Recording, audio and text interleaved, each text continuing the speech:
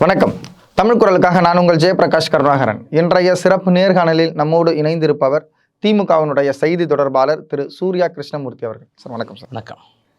Sir, பாஜகவினுடைய இந்த 10 ஆண்டுகால ஆட்சி அதனுடைய நிறைவு ஒரு அறிக்கையாக இதை பார்க்கலாம், இடைக்கால இந்த பட்ஜெட்டை. ஆனால் அவங்க என்ன சொல்கிறாங்கன்னா, அடுத்த கட்டமும் நாங்கள் தான் வாசிக்க போகிறோம் அப்படின்ற மாதிரி ஜூலைக்கான அல்லது ஜூனுக்கான அந்த அறிக்கையும் நாங்கள் தான் வாசிக்க போகிறோன்ற இடத்துக்கு அவங்க போயிட்டாங்க. ஆனால் இந்த இடைக்கால பட்ஜெட் வந்த உடனே தமிழ்நாட்டினுடைய முதல்வர் திரு மு.க. ஸ்டாலின் அவர்கள் ஒரு அறிக்கையை வெளியிடுறாரு. இடைபோட்டு பார்ப்பதற்கு ஏதுமற்ற ஒரு வெற்று அறிக்கையாக இது இருக்கிறது. கடந்த கால சாதனையும் சொல்லவில்லை, எதிர்காலத்தை நோக்கியான ஒரு உத்வேகத்தை கொடுக்குற அளவுக்கு இது இல்லை, நிகழ்கால பிரச்சனையை தீர்க்குவதற்கான எந்த ஒரு அறிவிப்பும் இந்த பட்ஜெட்டில் இல்லை அப்படின்னு சொல்லியிருக்காரு. இதை நீங்கள் எப்படி பார்க்குறீங்க? இல்லை, வழக்கமாக ஒரு பட்ஜெட் 3 காம்பனண்ட்டை உள்ளடக்கியிருக்கோம். கடந்த கால சாதனைகள், அடுத்த திட்டங்கள், வரவு செலவு கணக்கு. பட் டெக்னிக்கலி ஒரு பட்ஜெட் அப்படிங்கிறது எவ்வளவு வரவு வந்துச்சு, எந்தெந்த இடங்கள்லேருந்து எங்களுக்கு வரவு வந்துச்சு, அதை எந்தெந்த இடங்களில் செலவு பண்ணோம் அப்படின்னு மக்களுக்கு சொல்லக்கூடிய ஒரு கணக்கு. அவ்வளோ பட்ஜெட்டுங்கிறது ஒரு கணக்கு, அவ்வளோதான். அந்த கணக்கு அறிக்கை தான் பட்ஜெட். ஆனால் பொலிட்டிக்கலாக நம்ம என்ன பண்ணுவோம்னா, இவ்வளவு ஸ்கீம்ஸில் இவ்வளோ பெனிஃபிஷரி இருந்திருக்கிறாங்க அப்படிங்கிறத அந்த டாக்குமெண்ட்டில் இன்க்ளூட் பண்ணுறது அப்படிங்கிறது மரபாக நம்ம பின்பற்றி வரக்கூடிய வழிமுறை. இன்னொன்று, அது பொலிட்டிக்கலி அது அட்வான்டேஜும் கூட. ஆனால் இந்த அறிக்கையை பொறுத்த வரைக்கும் அடிப்படையில் கடந்த கால சாதனைகள் அப்படின்னு அவங்க எதையுமே சொல்லலை. ஒரு 3 விஷயத்தை தவிர, ஒரு 25 கோடி மக்களை நாங்கள் வறுமையிலிருந்து மீட்டோம்.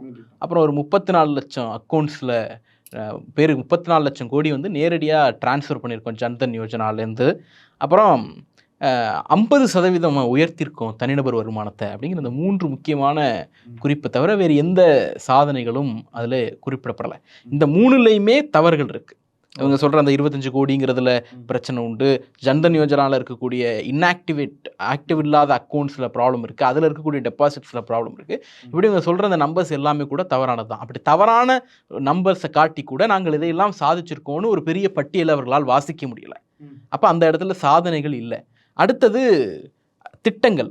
பெரிய திட்டங்கள்னு நீங்கள் குறிப்பிடத்தகுந்த வகையில் எதுவுமே இல்லை, எல்லாமே எக்ஸ்டென்ஷன்.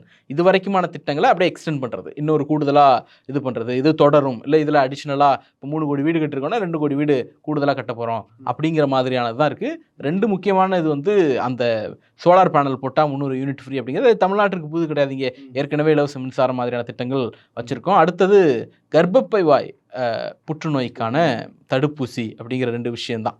இதை தாண்டி எந்த திட்டங்களும், அதுவும் கூட இதுக்கு எவ்வளோ நிதி ஒதுக்கியிருக்கோம் அப்படிங்கிறது கிடையாது. அப்போ இந்த 2 ஸ்கீம் அனௌன்ஸ் பண்ணியிருக்காங்க. இந்த ஸ்கீமுக்கான ஃபினான்ஷியல் அலோகேஷன் எவ்வளவு அப்படிலாம் அதை பற்றி பட்ஜெட்டில் தெளிவு கிடையாது.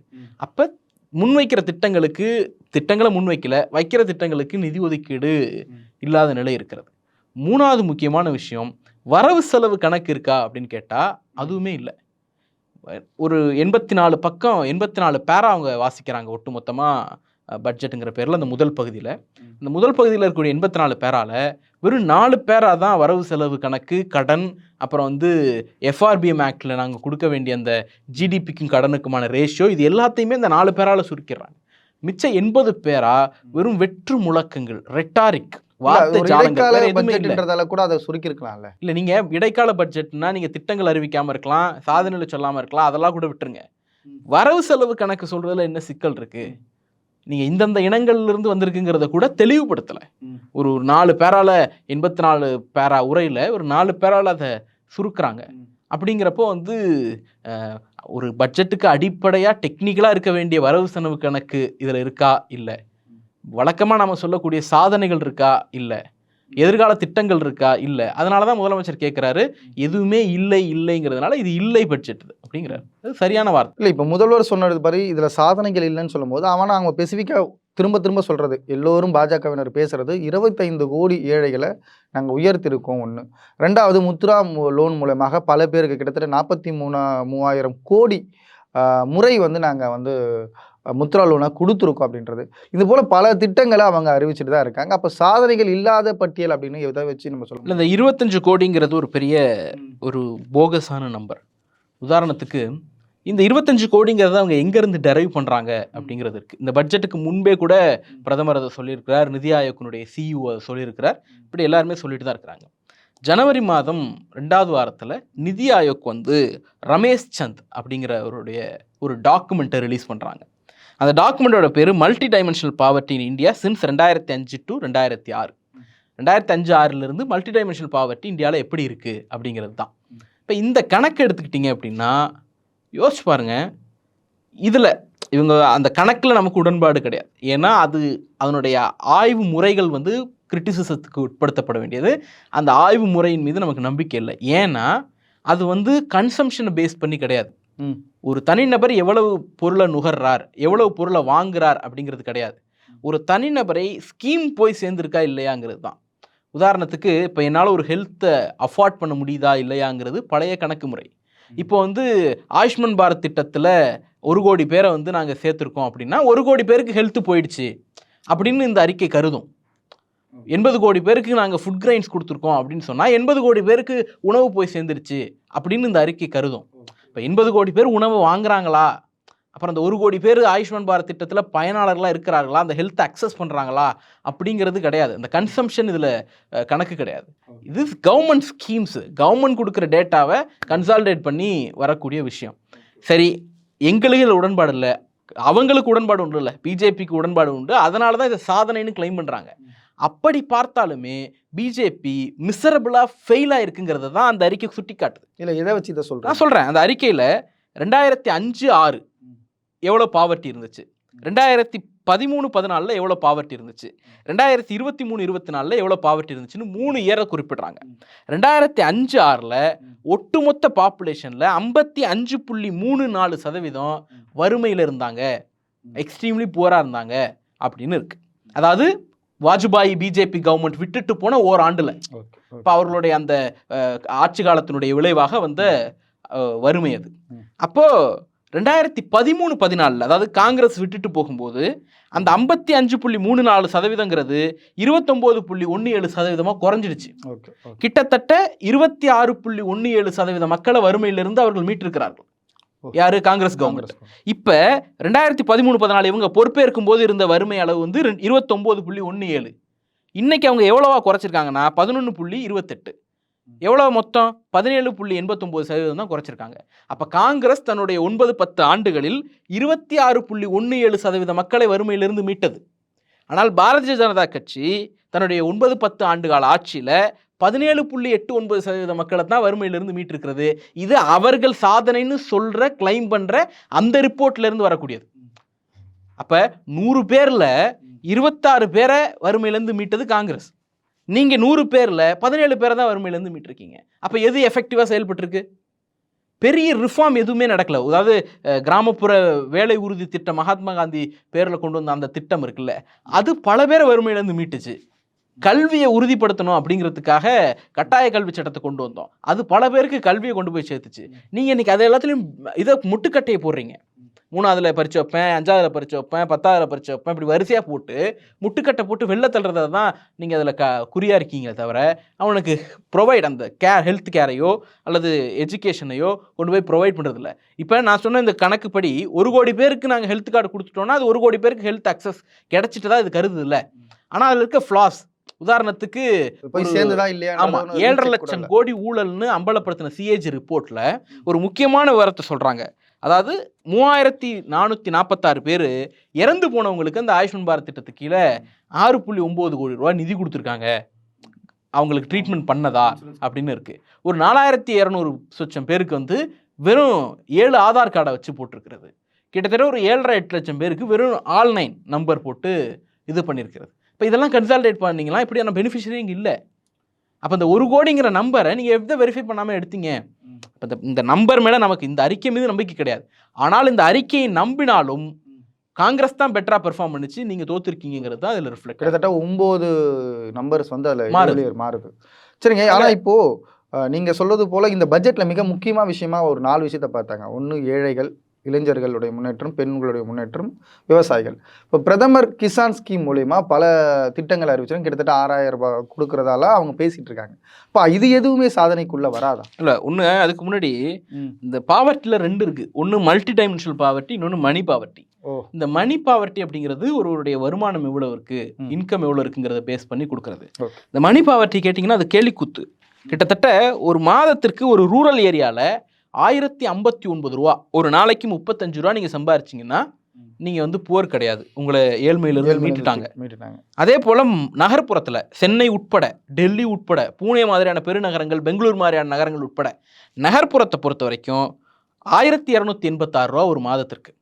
அதாவது 42 ரூபா ஒரு நாளைக்கு நீங்கள் சம்பாரிச்சிங்க அப்படின்னா நீங்கள் புவர் கிடையாது, உங்களை ஏழ்மையிலிருந்து மீட்டுட்டாங்க அப்படிங்கிறது தான் அந்த மணி பாவர்ட்டியோட கணக்கு. மல்டி டைமென்ஷனல் பாவர்ட்டி அப்படிங்கிறது நான் சொன்ன அந்த ஹெல்த் கேர் அக்சஸ் இதெல்லாம் சேர்த்து அதுலேயும் இவங்க ஒஸ்ட்டாக தான் பெர்ஃபார்ம் பண்ணியிருக்காங்க. இந்த பாவர்ட்டி லைனுங்கிற லேயர் வந்து சிக்கலான ஒன்றா இருக்குது. ரொம்ப கீழே எடுத்து போய் வச்சுட்டாங்களோ? ஆமாம், நீங்கள் வந்து ஒரு ஆண்டுக்கு 12,708 ரூபா ஒரு கிராமப்புறத்தில் சம்பாரிச்சிங்கன்னா நீங்கள் ஏழை கிடையாது. ஆனால் வருஷத்துக்கு 12,000 ரூபா. ஆனால் இடபிள்யூஎஸ் ரிசர்வேஷன் கொடுத்தா உங்களுக்கு 8 லட்ச ரூபா சம்பாரிச்சாலும் நீங்கள் ஏழை. இது டபுள் ஸ்டாண்டாக இருக்கு. ஒரு வெல்ஃபேர் ஸ்கீமை கொண்டு போய் கொடுக்கறதுக்கு 12,708 ரூபா நீ சம்பாரிச்சேன்னா உன்னை ஏழ்மையிலேருந்து மீட்டுட்டோன்னு இவங்க தான் சொல்கிறாங்க. இன்னொரு பக்கம் 8 லட்ச ரூபா சம்பாரிச்சாலும் முன்னேறிய வகுப்பை சேர்ந்தவர்கள், பார்ப்பனர்கள் 8 லட்ச ரூபா சம்பாரிச்சாலும் அவங்க ஏழை அப்படின்னு கன்சிடர் பண்ணக்கூடிய ஒரு இரட்டை நிலைப்பாடு இந்த அரசிடம் இருக்கிறது. இன்னொன்று, இதெல்லாம் எங்கே ரிஃப்ளெக்ட் ஆகுது அப்படின்னு இருக்குது. உதாரணத்துக்கு நீங்கள் வந்து ஒரு 2019 இவர்களுடைய முதலாம் என்டிஏ முடியும் பொழுது ஒரு 5 ஆண்டுகளுக்கு முன்பு மீல் ப்ரிப்பரேஷன் காஸ்ட்னு ஒன்று இருந்துச்சு. இந்த மீல் ப்ரிப்பரேஷன் காஸ்ட்டு 19க்கும் இப்போயும் 65% உயர்ந்திருக்கு. அதாவது 100 ரூபாய்க்கு ஒரு மீலை ப்ரிப்பேர் பண்ண முடிஞ்சதுன்னா இன்றைக்கி 165 ரூபா ஆகுது. ஆனால் அன்னைக்கு ஒருத்தனுடைய சம்பளம் அல்லது கூலி இருந்ததை விட இன்றைக்கி வெறும் 28% தான் உயர்ந்திருக்கு. அன்னைக்கு 100 ரூபா சம்பளம் வாங்கினாங்கன்னா இன்றைக்கி 128 ரூபா சம்பளம் வாங்குறாங்க. அன்னைக்கு 100 ரூபாய்க்கு சாப்பாடு செஞ்சாங்கன்னா இன்றைக்கி 165 ரூபா சாப்பாடு செய்ய வேண்டியிருக்கு. இப்போ இந்த 128க்கும் 165க்குமான கேப் இருக்குல்ல, ஒரு 37 ரூபா. அந்த 37 ரூபாய்க்கு 2 ஆப்ஷன் தான். ஒன்று அவன் கடன் வாங்கணும், இல்லைன்னா பட்டினியோடு இருக்கணும். அப்போ இந்த நாட்டினுடைய பெரும்பான்மை மக்களை பட்டினிக்கும் கடனுக்கும் தள்ளுனது தான் இவருடைய 10 ஆண்டு கால சாதனையாக இருக்கிறது. அடுத்து இந்த அக்ரிகல்ச்சர் விஷயத்துக்கு வந்தோம் அப்படின்னா இவங்க 4 பேரை சொல்கிறாங்க. நாங்கள் வந்து வறுமை 4, அதாவது பெண்கள், இளைஞர்கள், விவசாயிகள், இந்த மாதிரி ஒரு 4 பேர் தான் எங்களுடைய டார்கெட், அவங்களுக்காகத்தான் இந்த அரசு இருக்கிறது அப்படிங்கிற மாதிரி சொல்கிறாங்க. அதில் பட்ஜெட்டுடைய ஆனுவல் ஃபினான்ஷியல் ஸ்டேட்மெண்ட் இவங்க கொடுத்த அந்த ஸ்டேட்மெண்ட்டில் விவசாயத்துக்கான ஒதுக்கீடு, அக்ரிகல்ச்சருக்கான ஒதுக்கீடு 2022-23 4,68,289 கோடி. இப்போது அதை 3,63,944 கோடியாக குறைச்சிட்டாங்க. கிட்டத்தட்ட 1 லட்சம் கோடி அக்ரிகல்ச்சருக்காக இவர்கள் ஸ்பெண்ட் பண்ணக்கூடிய, அக்ரிகல்ச்சர் அண்ட் அலைடு ஆக்டிவிட்டீஸ்க்காக இவர்கள் ஒதுக்கி இருக்கக்கூடிய நிதி 2022 இந்த பட்ஜெட் வரைக்கும் 1 லட்சம் கோடி குறைக்கப்பட்டிருக்கு. நீங்கள் எப்படி விவசாயிகளுக்கு நண்பன்னு சொல்கிறீங்க? நீங்கள் எப்படி விவசாயிகளை வாழ வைக்க போகிறேன்னு சொல்கிறீங்க? எம்எஸ்பி, அதாவது மினிமம் சப்போர்ட் ப்ரைஸ், குறைந்தபட்ச ஆதார விலையை ரெட்டிப்பாக்குவோம், எங்கே ஆக்குனீங்க? எதையுமே ஆக்கலை. நீங்கள் கொடுக்குற நிதி ஒதுக்கீடையே ஏடாகுடமாக குறைக்கக்கூடிய வேலையை தான் பண்ணிகிட்ருக்கிறீங்க. அதே போல் அடுத்து இளைஞர்களுக்கு நீங்கள் என்ன பண்ணணும்? கல்வியை கொடுத்தா தான் இளைஞர்களும் பெண்களும் எம்பவர் ஆவாங்க. இளைஞர்களையும் பெண்களையும் எம்பவர் பண்ணுறது கல்வியை விட சிறந்த ஆயுதம் வேறு இருக்க வாய்ப்பு இல்லை. அப்போ கல்விக்கு என்ன பண்ணுறீங்க? ஜென்ரல் எஜுகேஷனுக்கு கடந்த ஆண்டு செலவு பண்ண தொகை இருக்குல்ல, அது 54,719 கோடி ரிவைஸ்ட் எஸ்டிமேட்டில். இந்த ஆண்டு ஒதுக்கீடு செய்யப்பட்ட தொகை 39,560 கோடி.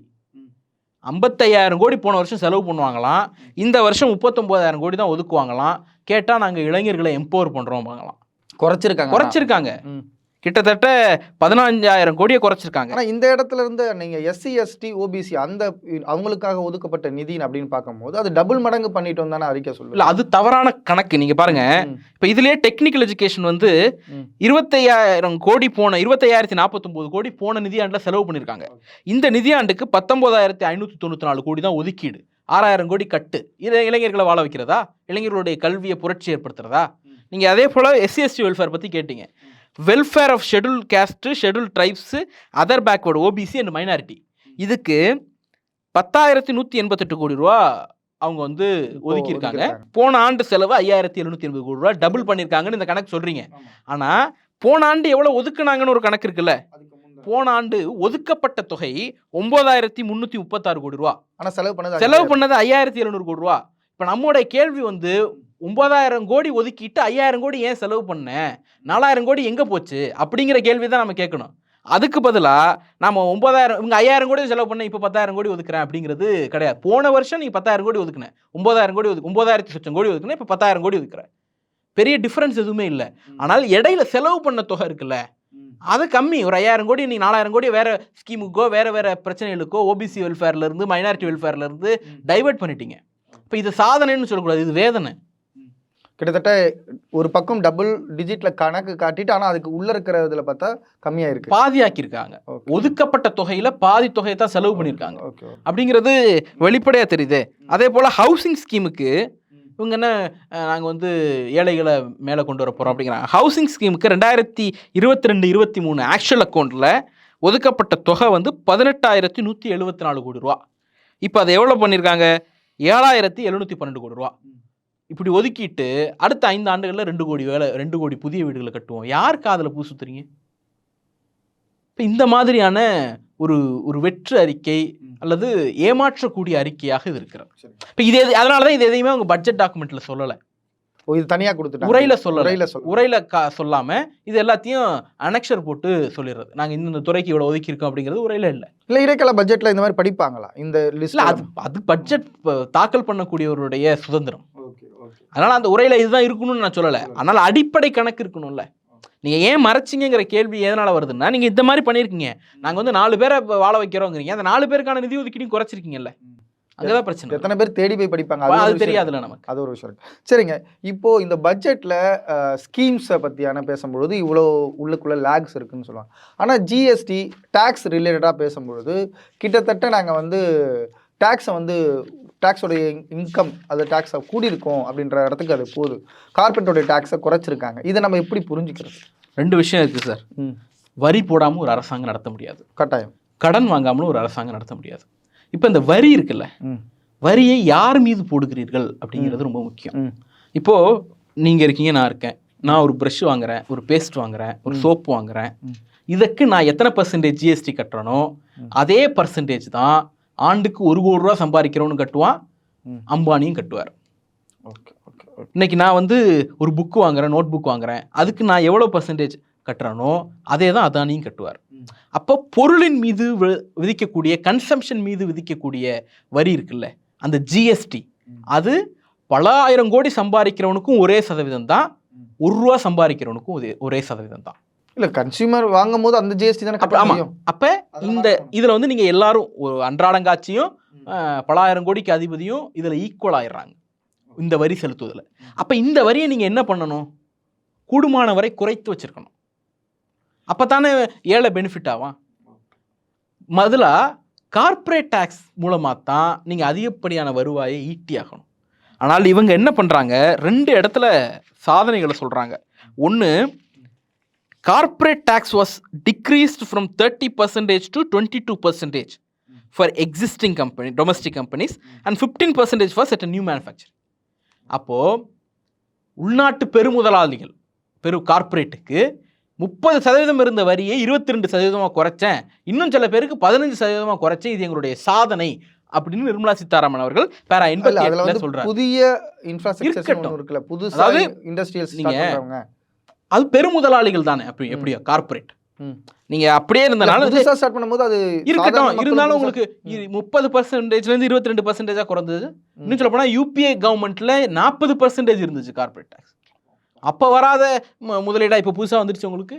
அப்படி பார்த்தா இன்வெஸ்ட்மெண்ட்டில் பெரிய க்ரோத் இல்லையே, இன்வெஸ்ட்மெண்ட்டில் க்ரோத் டிக்ளைனில் தானே இருக்குது. நாங்கள் இதெல்லாம் கொடுத்தா இன்வெஸ்ட்மெண்ட் வரும், நீங்கள் எங்கே அதுக்கான ப்ரோக்ரஸ் இல்லையே. நாங்கள் இப்படி அவங்க என்ன சொன்னாங்க, இந்த வரியை குறைச்சது வந்து கோவிடுக்கு முந்தைய பட்ஜெட், கோவிடுக்கு அதாவது மார்ச்சில் கோவிட் வருது, அந்த ஆண்டு தாக்கல் செய்யப்பட்ட 2020 பட்ஜெட்டில் தான் இந்த வரியை குறைச்சாங்க.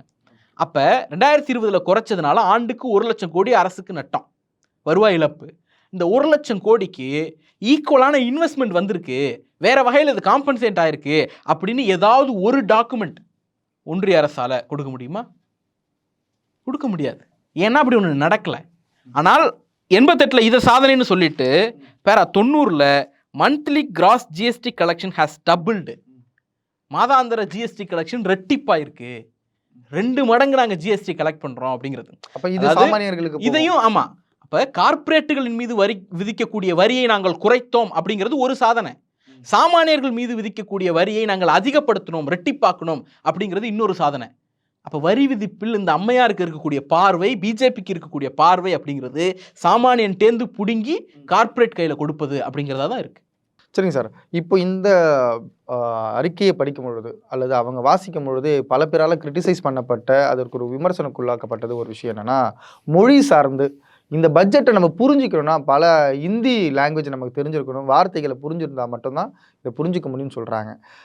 ஏன் ஒரு மத்திய அரசு படிக்கின்ற ஒரு பட்ஜெட்டில் இந்தி கட்டாயமாக்கப்படுது? அதாவது அல்லது இந்தியை வேணும்ட்டு திணிக்கிறதா நம்ம இதை புரிஞ்சுக்கிறதா, அல்லது நேஷனல் லாங்குவேஜ் அப்படின்ற அவங்க போக்கு? ஏன்னா அவங்க அப்படி தான் அதை சொல்லிட்டு இருக்காங்க.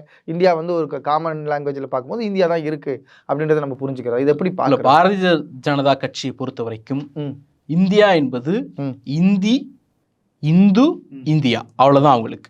அது அவங்களுடைய கல்ச்சுரல் லெகசி. அந்த பார்ட்டி அதன் மீது கட்டமைக்கப்பட்டது தான். ஒரு தமிழ் நிதியமைச்சர் 6 முறை தாக்கல் பண்ணுறாங்க, உங்களுக்கு பெருமையா இல்லை? நான் ஏன் பெருமைப்படணுங்கிறேன். தமிழ் நிதியமைச்சர்னா தமிழ்நாட்டிற்கு எதையாவது கொடுத்தாங்களா? கொடுக்கல. குறைந்தபட்சம் தமிழுக்கு நான் ஒன்றும் இல்லை, நான் சொன்னேன் இந்த பட்ஜெட்டில் அறிவிப்புகள் இல்லை, சாதனைகள் இல்லை, கணக்கு வழக்கு இல்லை.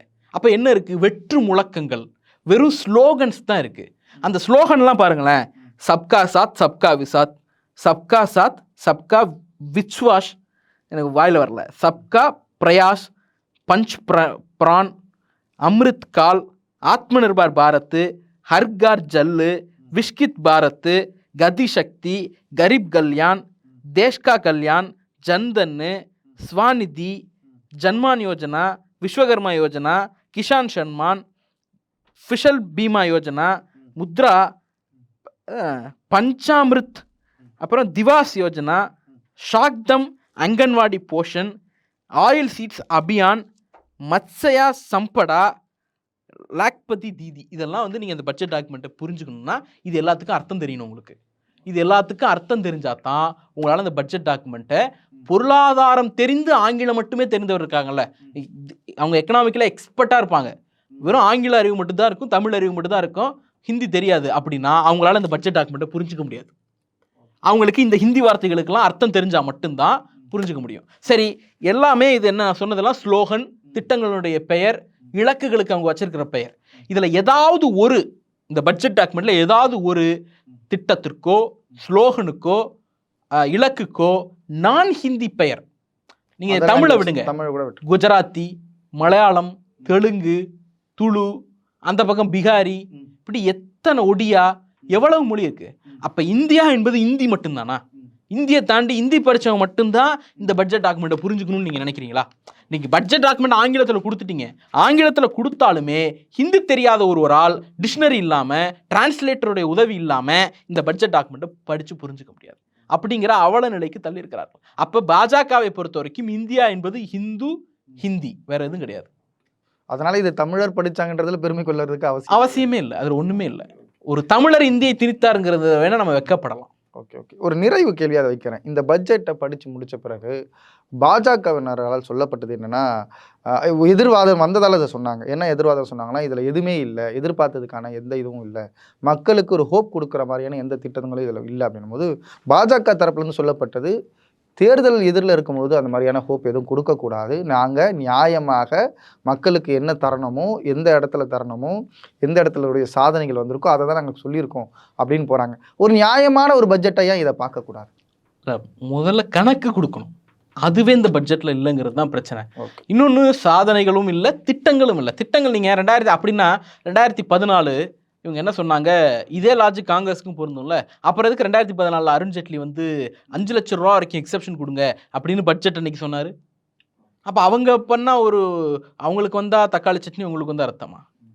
அப்போ நீங்கள் கடந்த கால நிலைப்பாட்டோடு தான் பொருதி பார்க்கணும். இன்னொன்று, அறிவிப்புகள், புதிய அறிவிப்புகள் இல்லை அப்படின்னா எதுக்கு சோலார் ஸ்கீம் பற்றி சொன்னீங்க? எதுக்கு தடுப்பூசி, செர்விக்ஸ் கேன்சர் தடுப்பூசி பற்றி நீங்கள் அறிவிப்பு வெளியிட்டீங்க? 2 கோடி புதுசாக கிரியேட் பண்ணுவோம் வீடுகள்ங்கிற அறிவிப்பை ஏன் கொடுத்தீங்க? அப்போ ஒரு நிலைப்பாட்டில் இருக்கணும். ஒன்று அறிவிப்பே இல்லைன்னா இல்லாமல் இருக்கணும். அங்கே ஒன்று இங்கே ஒன்று அப்படிங்கிற அறிவிப்பில் டபுள் ஸ்டாண்டர்ட் தான் வெளிப்படுத்தும். கட்டாயமா இந்த பட்ஜெட்டை பற்றி பார்க்கும்பொழுது வெளியிலேருந்து பார்க்கும்போது ஒரு நல்ல ஒரு இம்ப்ரூவ்மெண்ட் கொடுக்குற ஒரு பட்ஜெட்டாக இருக்குது. நீங்கள் சொல்லும் போது அதை அனலைஸ் பண்ணி இதுக்குள்ளே இருக்கிற முன்னாடி இருந்த அரசாங்கம் கொடுத்த ஒரு லிஸ்ட்டும் இல்லை நீங்கள் இப்போ இருக்கிறதையும் பொருத்தி பார்க்கும்போது கிட்டத்தட்ட மிகப்பெரிய ஒரு கேப், ஒரு லேக் இருக்கிறத புரிஞ்சிக்க முடியுது.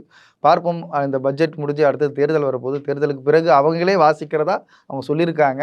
அது நடக்குதா இல்லையான்றது நம்ம பொறுத்திருந்தால் பார்க்க முடியும். உங்களுடைய ஆழமான கருத்துக்களை பதிவு செய்தீங்க. உங்களுடைய நேரத்திற்கும் உங்களுடைய கருத்துக்கும் மிக்க நன்றி. நன்றி.